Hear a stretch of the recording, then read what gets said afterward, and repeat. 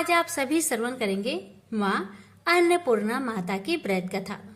एक समय की बात है, काशी निवासी धनंजय की पत्नी का नाम सुलक्षणा था। उसे अन्य सब सुख प्राप्त थे, केवल निर्धनता ही उसके दुख का एकमात्र कारण थी। यह दुख उसे हर समय सताता रहता था। एक दिन सुलक्षणा पति से बोली, स्वामी आप कुछ उद्यम करो तो काम चले। इस प्रकार कब तक काम चलेगा?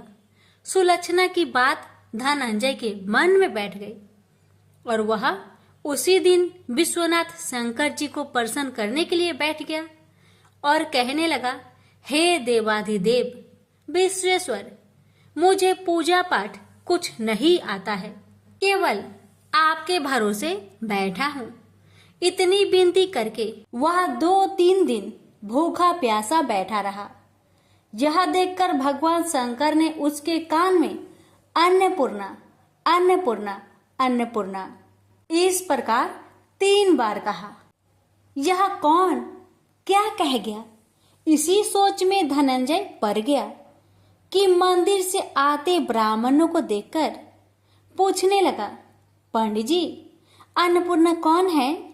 ब्राह्मणों ने कहा, तू अन्न छोड़कर बैठा है, सो तुझे अन्न की बात सूझती है, जा घर जाकर अन्न ग्रहण कर। धनंजय घर गया, स्त्री से सारी बात कही। वह बोली, नाथ चिंता मत करो, स्वयं शंकर जी ने यह मंत्र दिया है, वे स्वयं ही खुलासा करेंगे, आप फिर जाकर उनकी आराधना करो। धनंजय फिर जैसा कि तैसा पूजा में बैठ गया। रात्रि में शंकर जी ने आज्ञा दी और कहा, तू पूर्व दिशा में चला जा। वह अन्नपूर्णा का नाम जपता जाता और रास्ते में फल खाता, झरनों का पानी पीता जाता। इस प्रकार कितने ही दिनों तक चलता गया। वहां उसे चांदी सी चमकती वन की शोभा देखने में आई। सुंदर सरोवर देखने में या उनके किनारे कितनी ही अप्सराएं झुंड बनाए बैठी थी। एक कथा सुनाती और सब मिलकर माँ अन्नपूर्णा इस प्रकार बार बार कहती थी। यह अगहन मास की उजेली रात्रि थी और आज से ही व्रत का प्रारंभ था। जिस शब्द की खोज करने वह निकला था, वह उसे वहां सुनने को मिला। धनंजय ने उसके पास जाकर पूछा, हे देवियों, आप यहाँ क्या करती हो? उन सब ने कहा, हम माँ अन्नपूर्णा का व्रत करती हैं। धनंजय ने पूछा, व्रत पूजा करने से क्या होता है? यह किसी ने किया भी है? इसे कब किया जाए? कैसा व्रत है और कैसी विधि है? मुझसे भी विस्तार से बताओ। वे कहने लगी, इस व्रत को सब कोई कर सकते हैं। 21 दिन तक के लिए 21 गांठ का सूत लेना चाहिए।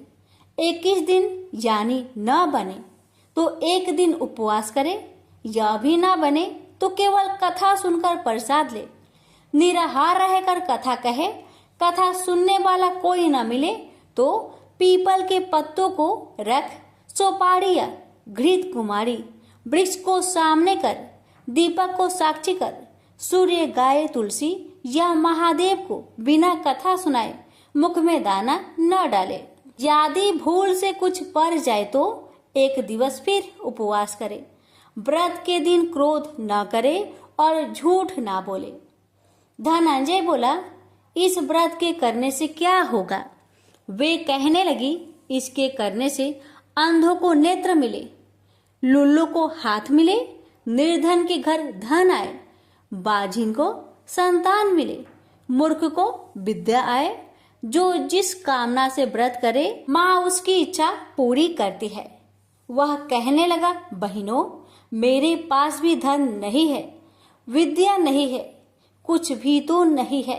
मैं तो दुखिया ब्राह्मण हूँ, मुझे इस व्रत का सूत दोगी? हाँ भाई, तेरा कल्याण हो, हम तुम्हें अवश्य देंगे।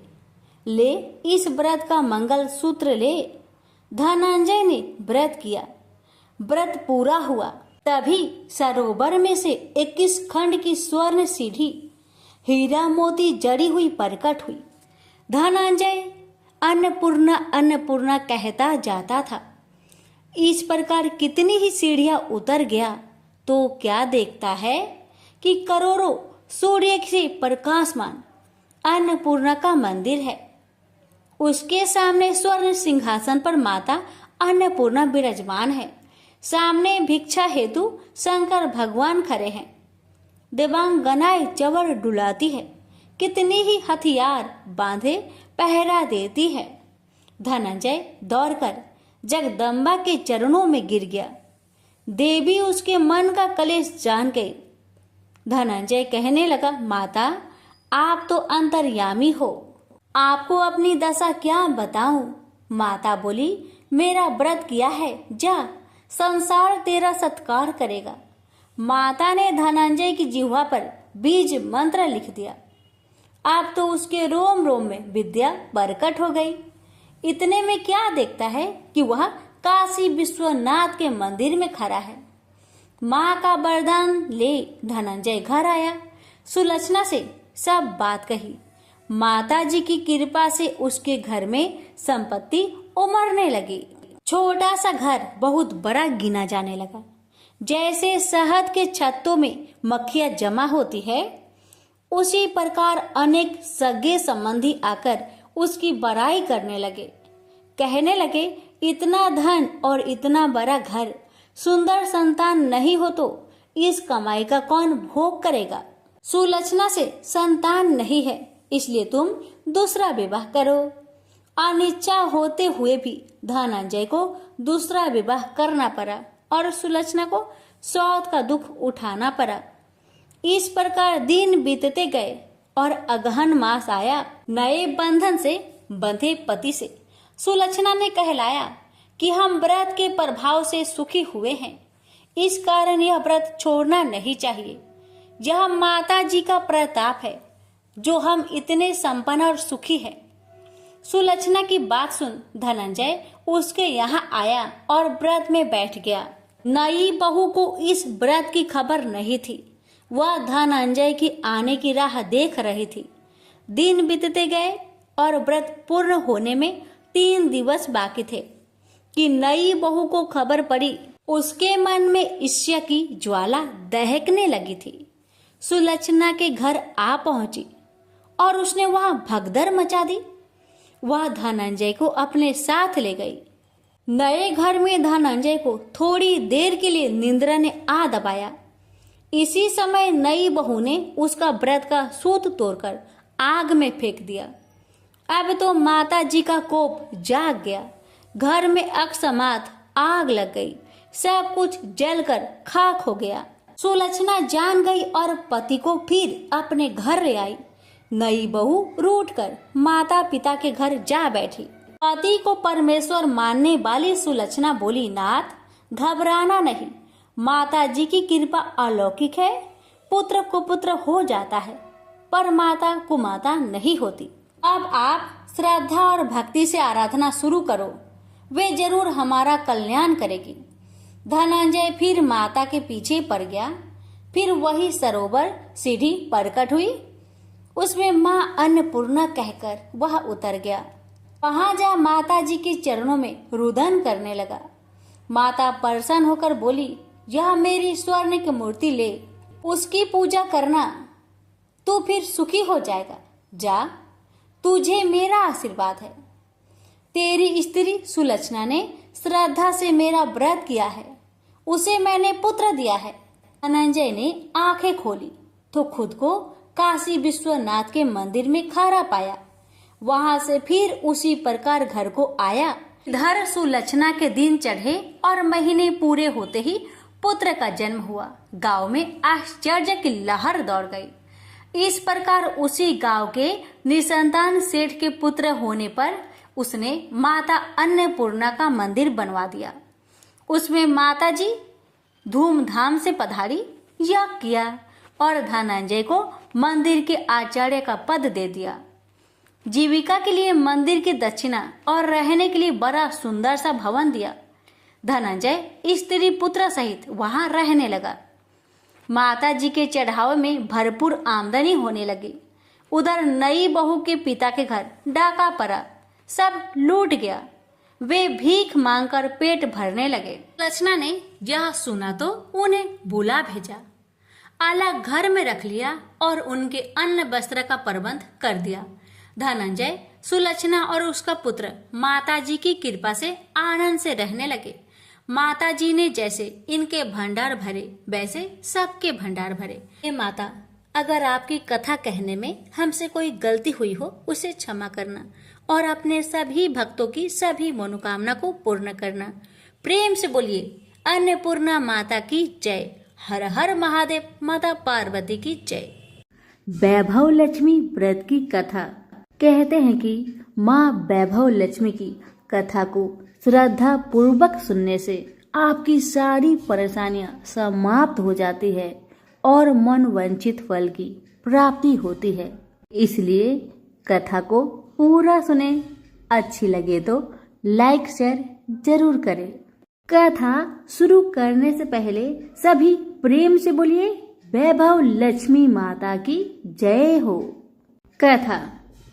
किसी गांव में अनेक लोग रहा करते थे और सभी अपने अपने कामों में मग्न रहते थे। किसी को किसी का चिंता फिक्री परवाह था ही नहीं, सब अपने से ही मतलब रखते थे। इसी कारण से भजन कीर्तन, भक्ति भाव, दया माया, परोपकार जैसे संस्कार कम हो गए। उस गांव में बुराइयां बढ़ गई थी। शराब, जुआ, रेस, व्यभिचार, चोरी डकैती वगैरह बहुत गुना शहर में होता रहता था। इसके बावजूद उस गांव में कुछ अच्छे लोग भी रहा करते थे। ऐसे ही लोगों में शीला और उनके पति की गृहस्थी मानी जाती थी। शीला बहुत धार्मिक प्रवृत्ति की थी और उसका स्वभाव संतोषी था। उनका पति भी विवेकी और सुशील था। शीला और उसका पति कभी किसी की बुराई नहीं किया करते थे और प्रभु भजन में अच्छी तरह समय व्यतीत करते थे। शहर के लोग उनकी गृहस्थी की सराहना करते थे। देखते ही देखते दिन बीतने लगा, समय बदल गया। शीला का पति बुरे लोगों से दोस्ती कर बैठा। अब होना क्या था वो तो हम सभी जानते हैं। अच्छे संगति का असर हमेशा अच्छा ही होता है, बुरा संगति का असर हमेशा बुरा ही होता है। इसलिए हमें हमेशा अच्छे संगति से संगत रखना चाहिए, बुरे से नहीं। अब जब शीला का पति बूढ़े लोगों से दोस्ती कर बैठा, अब वह जल्द से जल्द करोड़पति बनने का ख्वाब देखने लगा। इसलिए वह गलत रास्ते पर चल पड़ा। फलस्वरूप वह रोडपति बन गया।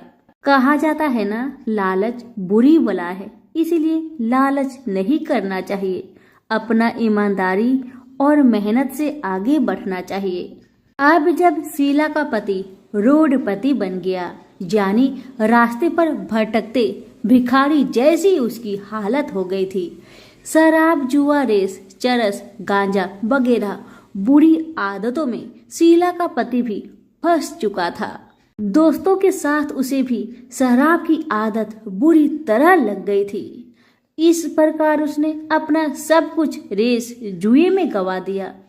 अब तो शीला अपने पति के बर्ताव से बहुत दुखी रहने लगी, किंतु उसे भगवान पर भरोसा था कि सब कुछ ठीक हो जाएगा।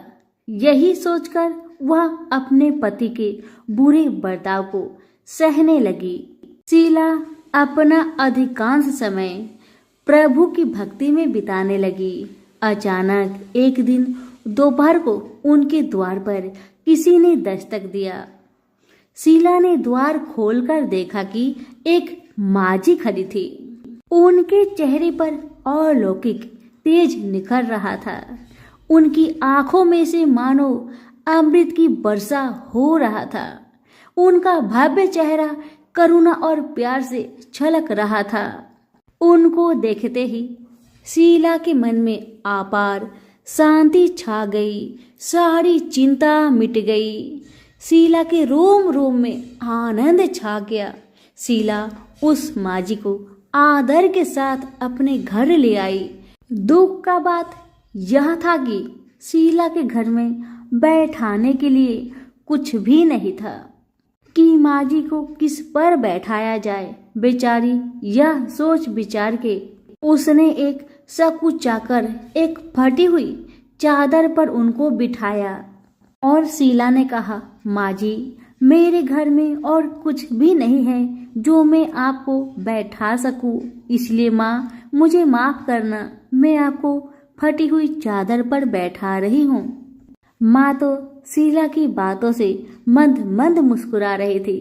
माँ तो शीला की हर कहानी को जानती थी कि उसका पति उसके साथ कैसा व्यवहार कर रहा है।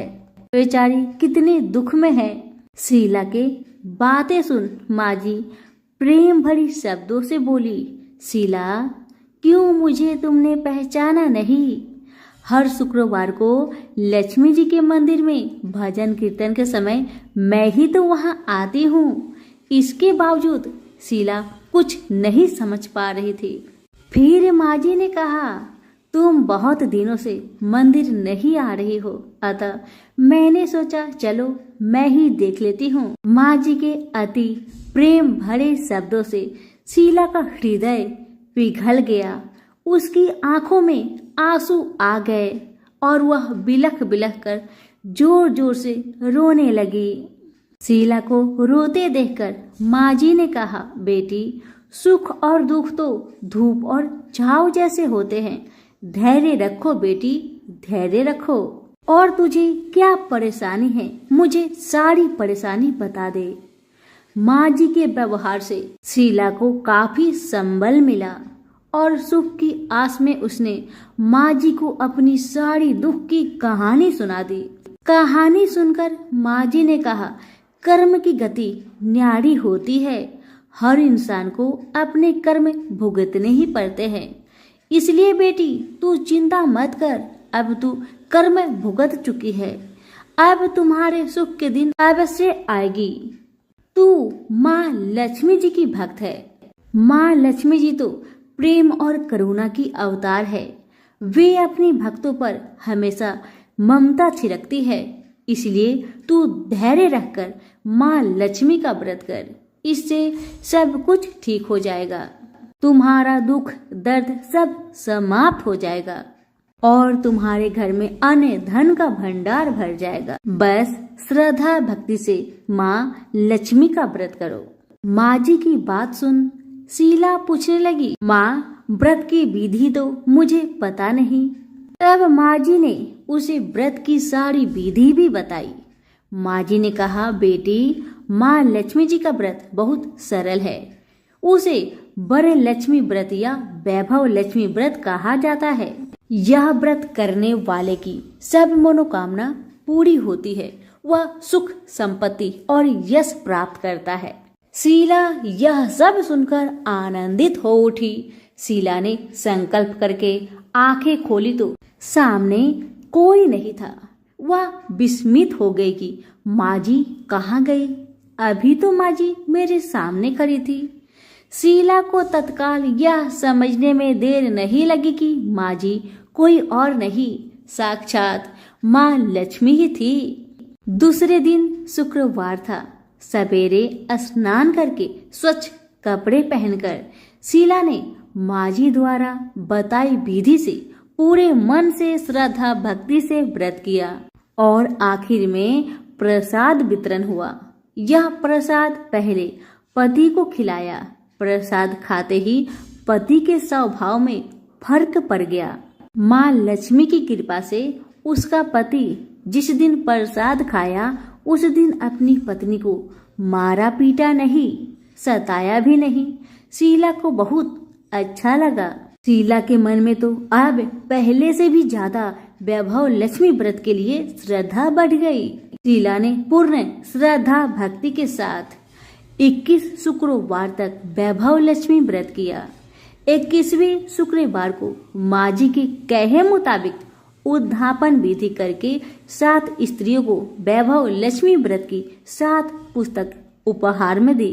फिर माता जी के धन लक्ष्मी स्वरूप की छवि को बंधन करके भाव से मन ही मन प्रार्थना करने लगी, हे माँ धन लक्ष्मी, मैंने आपका वैभव लक्ष्मी व्रत करने की मन्नत मानी थी, वह व्रत आज पूर्ण किया है। हे माँ, मेरी हर विपत्ति को दूर करो, हमारा सबका कल्याण करो। जिसे संतान ना हो माँ, उसे संतान देना। सौभाग्यवती स्त्री का सौभाग्य को माँ अखंड रखना। कुंवारी लड़कियों को मन भावन पति देना।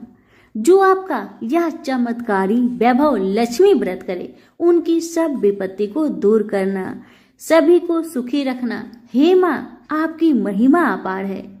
ऐसा बोलकर लक्ष्मी जी के धन लक्ष्मी स्वरूप की छवि को प्रणाम किया। व्रत के प्रभाव से शीला का पति अच्छा इंसान बन गया और अब शीला का पति मेहनत करके व्यवसाय करने लगा। उसने तुरंत शीला की गिरवी रखे गहने छुड़ा लिए। घर में धन की बाढ़ सी आ गई। घर में पहले जैसी सुख शांति छा गई। वैभव लक्ष्मी व्रत का प्रभाव देखकर मोहल्ले की दूसरी स्त्रियां भी विधि पूर्वक वैभव लक्ष्मी व्रत करने लगी। सभी प्रेम से बोले, वैभव लक्ष्मी माता की जय हो। आइए अब जानते हैं वैभव लक्ष्मी व्रत का उद्धापन विधि। 7, 11 या 21 जितने भी शुक्रवार की मन्नत मांगी हो, उतने शुक्रवार तक यह व्रत पूरी श्रद्धा तथा भावना के साथ करना चाहिए। आखिरी शुक्रवार को इसका शास्त्रीय विधि के अनुसार उद्धापन करना चाहिए। आखिरी शुक्रवार को प्रसाद के लिए खीर बनानी चाहिए। जिस प्रकार हर शुक्रवार को हम पूजन करते हैं, वैसे ही करना चाहिए। पूजन के बाद माँ के सामने एक श्रीफल फोड़े, फिर कम से कम 7 कुंवारी कन्या या सौभाग्यशाली स्त्रियों को कुमकुम का तिलक लगाकर माँ वैभव लक्ष्मी व्रत कथा की किताब की एक प्रति उपहार में देनी चाहिए और सबको खीर का प्रसाद देना चाहिए। इसके बाद माँ लक्ष्मी जी को श्रद्धा सहित प्रणाम करना चाहिए। फिर माता जी के धन लक्ष्मी स्वरूप की छवि को वंदन करके भाव से मन ही मन प्रार्थना करे, हे माँ धन लक्ष्मी, मैंने आपका वैभव लक्ष्मी व्रत करने की मन्नत मानी थी, यह व्रत आज पूर्ण किया है। हे माँ, हमारी मनोकामना पूर्ण करे, हमारी हर विपत्ति को दूर करे, हम सबका कल्याण करे। जिसे संतान ना हो, उसे संतान देना। सौभाग्यवती स्त्री का सौभाग्य अखंड रखना। कुंवारी लड़की को मन भावन पति देना। जो आपका यह चमत्कारी वैभव लक्ष्मी व्रत करे, उनकी सब विपत्ति दूर करना, सभी को सुखी करना। हे माँ, आपकी महिमा अपार है, आपकी जय हो। ऐसा बोलकर लक्ष्मी के धन लक्ष्मी स्वरूप की छवि को प्रणाम करे। सभी प्रेम से बोलिए, वैभव लक्ष्मी माता की जय हो।